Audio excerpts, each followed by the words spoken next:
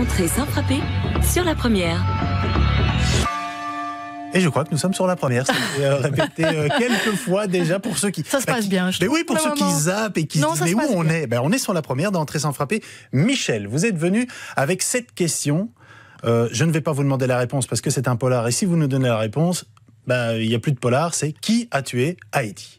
Et oui, excellente question première d'ailleurs, parce que comme ça on insiste encore une petite fois, de Mark Woltenauer, et je reviens avec du polar parce que oui, même si les polars se font rares en période de rentrée littéraire, qu'on favorise d'autres genres, et bon, on va pas faire non plus toute la théorie des frontières qui s'estompent, il y a quand même encore du vrai polar. Et ce qui est étonnant, c'est que ce livre fait suite à un premier roman de Mark Woltenauer qui s'intitulait Le Dragon du Muvran, qui était le premier de la série, paru l'année passée, et qui fut un vrai carton de librairie, et qui pour l'occasion sort en poche chez Pocket pour l'instant.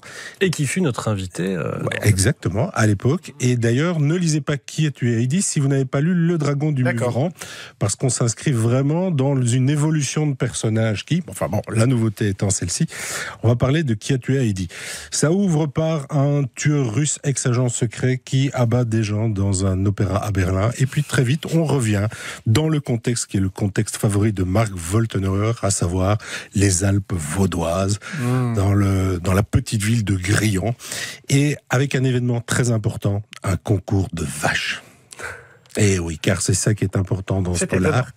Voilà, mais ça reste du polar, et d'ailleurs, il commence par ces phrases-ci. Grillon, vendredi 5 avril 2013. Volant de sa vieille BMW, Andreas enchaînait les virages et jouait avec les limites qu'imposait la route sinueuse. À la sortie d'une courbe, la voiture frôla le ravin. Et voilà, le ravin. Alors, j'ai été à Grillon, parce que j'ai été invité par l'auteur pour le lancement de ce Qui a tué Copinage. Heidi. Alors, c'est pas du copinage, je refuse toujours, mais ici, ça m'a intéressé pour une chose, c'est que c'est un vrai succès de librairie, et je me demandais pourquoi, et on y reviendra un petit peu après. Et pourquoi ? Une des réponses, c'est que c'est un pur polar ethnique, puisqu'on situe ça dans la Suisse vaudoise, dans un village bien précis. Et le premier roman, Le Dragon du Muvran, a eu un impact sur le village lui-même. Désormais, le boucher a changé de nom. Les gens s'interpellent par les noms des personnages qu'ils ont reconnus être leur personnalité et ce genre de choses. Et ça a un vrai impact. Alors, côté polar, c'est efficace, ça fonctionne très très bien. Les défauts du premier, qui étaient parfois un petit problème de structure ou de manque de rythme, sont gommés ici. Il y a une dimension plus internationale, puisqu'on sait que la Suisse est quand même très active dans certains domaines, entre autres les valises de pognon, et je resalue mes amis azéris et kazakhs, ce qui est évidemment mis ici, mais comme je disais, il y a un concours de vaches, il y a un tueur en série, c'est lié au concours de vaches et ce genre de choses. On s'inscrit pleinement dans la dimension localo-localiste. Et quand on évoquait la chose avec Mark Woltenauer, il répondait ceci par rapport à ses envies d'écrire. Il a fait un tour du monde, il a lu énormément de polars suédois, parce qu'on disait que c'est ça qui marchait, la preuve encore, le Millennium aujourd'hui est en tête des ventes, et il a eu un jour un flash. En général, un film d'Alca ou en Suède, il fait très sombre l'hiver, il y a des ambiances aussi, je dirais, météorologiques.